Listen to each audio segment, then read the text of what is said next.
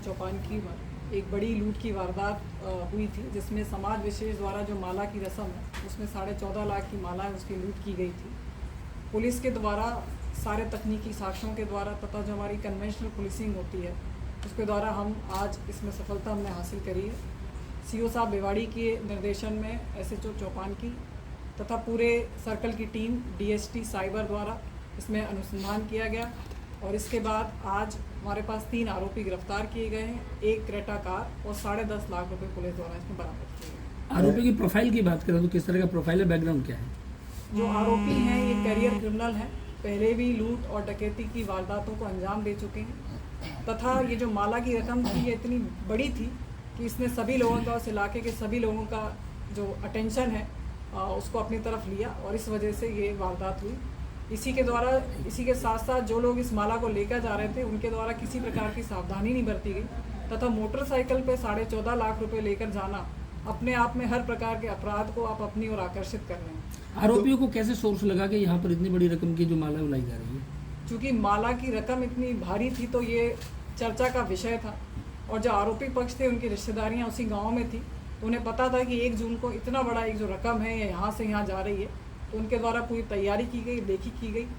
अपने रिश्तेदारों से किराए पर कुछ समय के लिए एक गाड़ी भी, क्रेटा गाड़ी ली गई, उसमें फर्जी नंबर प्लेट लगाई गई, तो पूरी तैयारी के साथ इस वारदात को अंजाम दिया। क्या 3 आरोपी के अलावा कोई और भी है? इसमें कुल 4 आरोपी हैं, सभी नामजद हैं, 3 गिरफ्तार हैं और 1 की तलाश जारी है। इसमें कितनी रिकवरी अभी तक कर ली गई है? 10.5 लाख की रिकवरी कर ली। इसके तरफ बात करें कि जैसे सामने है कि हरियाणा से ये महज मतलब जैसे आप बता रहे हो बगैर किसी सिक्योरिटी के आते हैं यहाँ पे, तो क्या मैसेज आप देंगे कि आगे कोई इनको पनिश वगैरह करने का या संबंधित अन्य कोई एजेंसी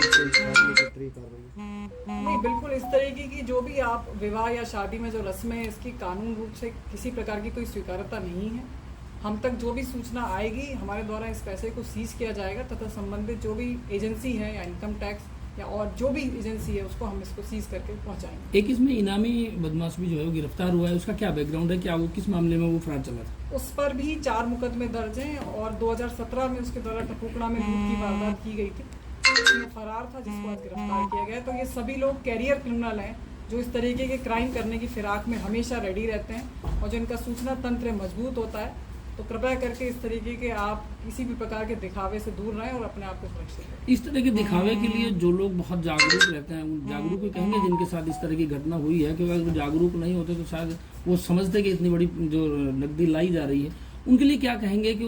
क्या समाज में संदेश जाए और किस तरह से आगे के लिए हिदायत माने इस चीज़ को? इतनी बड़ी नकदी को बिना किसी सिक्योरिटी के 2 व्हीलर पे लेके जाना ये अपने आप में एक खेद का विषय है तथा पुलिस को इन तरीके की चीज़ों में हमारी खुद की रिस्पॉन्सिबिलिटी वजह से उलझाना, तो मैं जन सामान्य से ये अपेक्षा करूंगी कि वो स्वयं अपनी हर प्रकार की चीज़ के लिए खुद ही रिस्पॉन्सिबल रहें तथा सुरक्षित रहें। एक इम्पॉर्टेंट चीज़ इस विषय में ये भी आ जाती है कि इतनी बड़ी राशि बगैर किसी जानकारी के, बगैर किसी सुरक्षा के लाई गई, क्या इस पर भी कोई कार्रवाई की जाएगी? देखिए, जो ये माला की प्रथा है ये है ही इसी प्रकार की, इसमें बड़ी बड़ी रकमें किराए पर ली जाती हैं तथा सिर्फ आपसी विश्वास या छोटे से एक रेफरेंस पे दी जाती है। तो ये पूरा ही इसमें पहले भी हरियाणा में नूह जिले में इस तरीके से 2 बार लूट हो चुकी है, उसके बाद भी इस प्रथा का चलना और इतना सार्वजनिक रूप से इसकी स्वीकार्यता होना, इस पर हमारा चाहेंगे कि इस पर रोक लगे। इस घटना के पीड़ित ने यह भी बताया कि उनके साथ पूर्व में भी इस तरह की घटना हो चुकी है, तो आखिर क्या निकलकर सामने आया कि उसने इसे सबक क्यों नहीं लिया?